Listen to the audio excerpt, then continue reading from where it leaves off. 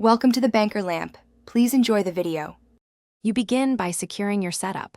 Export your preferences and important startup files so you can restore them later. Next, verify your operating system compatibility and confirm you have at least 1 GB free. This prevents mid-install failures.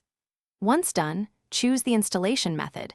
Use the official installer to integrate with the system, or download the portable zip if you want a side-by-side version. Doing this first saves time and keeps your custom settings intact. You now fetch the correct Blender package, pick the stable release for your OS, or use a package manager for automatic updates. Run the installer with administrator rights to ensure file associations and add-ons install correctly.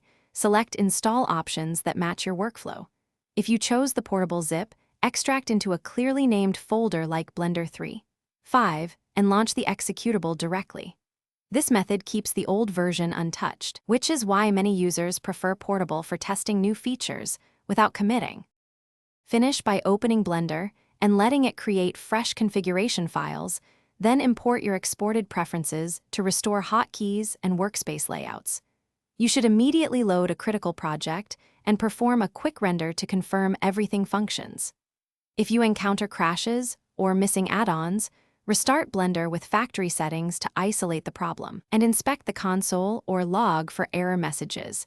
This reveals incompatible add-ons or graphics driver issues. Reinstalling the previous version.